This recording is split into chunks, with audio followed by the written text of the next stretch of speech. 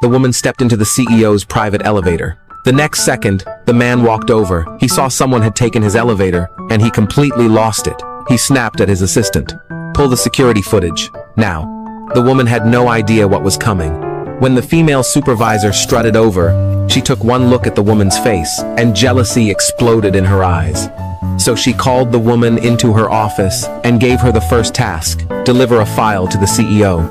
But what the woman didn't know, this was a trap, because the one thing the man hated most was people entering his office without permission.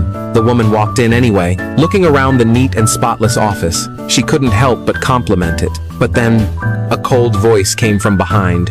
She turned around in shock and tripped right into the man's arms. The moment she looked up, her face went pale. This man was the pervert from last night. Turns out, the night before, the woman was kidnapped by a group of men. Just as they were moving her, security showed up, so the kidnappers pretended nothing happened. The box she was stuffed in was accidentally picked up by a moving company, and it ended up at the man's house. The man opened the box, but before he could react, a high heel came flying and knocked him out cold. As balloons floated up, a woman stood up from the box. The CEO stared at her, confused, then calmly asked, "Who sent you?" The woman was stunned. She had no idea what was going on, and her memory was completely blank.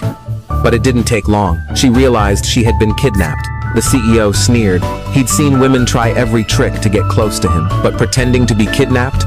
That was a first. He ordered her to leave, but as he turned around, he slipped and fell straight toward her. He barely managed to grab the box.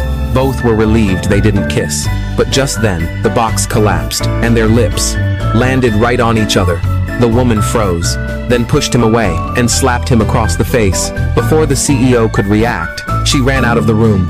Later, the assistant found her resume in the box. Turns out, the woman had come for an interview.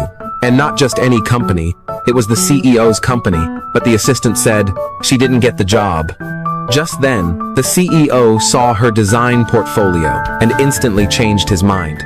"This is brilliant, hire her." He ordered his assistant to find out why she showed up at his house. Soon, the woman got a call. She got the job.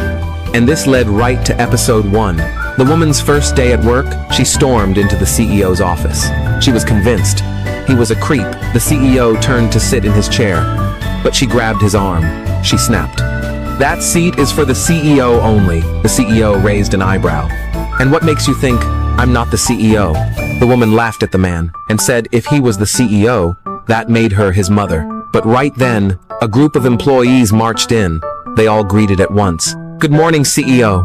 The woman's smile froze. The louder she laughed, the harder she crumbled. Just then, the scheming manager from episode 1 stormed in.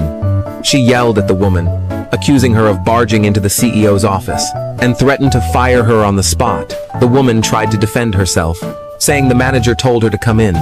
But the manager cut her off and urged the CEO to fire her immediately. The woman begged, swearing she knew she was wrong. Just then, the assistant walked in with a security video. The woman looked closer. It was the elevator footage from episode 1. The manager snatched the tablet and smiled coldly. She sneered. "2 mistakes in 1 day? That's a career death sentence." The CEO glanced at the woman, eyes full of interest. Just then, another assistant walked in. Everyone held their breath. The man spoke softly. "This woman might be the one you're looking for." Turns out, years ago, when the CEO fell from a building, it was a woman who grabbed him and got injured fighting off the kidnappers. The CEO paused, then said coldly, "It's her first day. Let's give her one last chance." Everyone was stunned. Just like that, the woman kept her job, but from the look on the manager's face, she had just made a powerful new enemy.